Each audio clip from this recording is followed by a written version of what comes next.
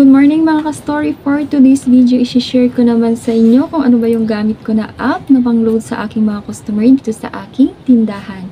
Ang kagandahan dito kasi is hindi mo na kailangang ipa-activate ang iyong SIM card. Ang kailangan mo lang is i-download dito at mag-register. Then, may bank account ka na din. Ito yung ginagamit ko na pan-load kasi may discount siya na up to 3% off. Unlike sa mga ibang ginagamit natin na walang rebate or walang discount. Dito, kikita ka kasi aside sa ipapatong natin sa customer na service charge is may discount din yung amount na ilo-load natin. At the same time, yung amount na nilalagay natin dun sa bank na ito is nag-earn din siya ng daily interest. Pwede ka rin bayad ng bills, mag-add deposit sa mga selected bank mo, then pwede ka rin mag-bank transfer na walang service charge. So, ano nga ba yung tinutukoy ko na bank? So, ito yun. Yun yung ginagamit ko. So, ipapakita ko sa inyo kung paano siya i-download sa App Store and nagbibigay ako ng kunting idea or ano yung feature ng bank na ito para magkaroon kayo ng idea. So, let's watch this. So, yan mga ka-story, punta tayo sa Play Store. Ayan. Then, click search or input C Bank. Ayan yung logo.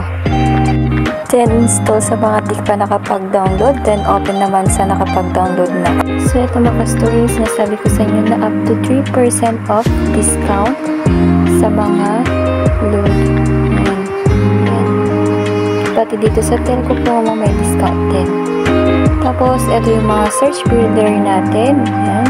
Smart Ito, Glow, Glowatom, Smart Go, TMN, TNT. So, ayan.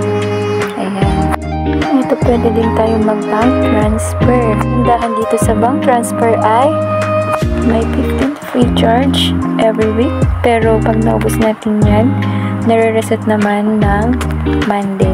Bali bumabalik siya ng 15 ulit. Pwede din tayo mag-transfer sa e-wallet at magbayad ng mga bills. Pwede din tayong mag-add deposit sa ating selected bank na walang charge.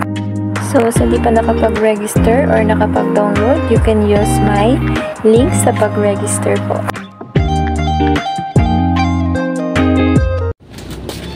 So, ayun mga ka-story yung gamit ko na app na pang-load sa aking munting sari-sari store. So, medyo hindi ko lang nagustuhan dito is konti lang kasi yung Telco product na nakalagay.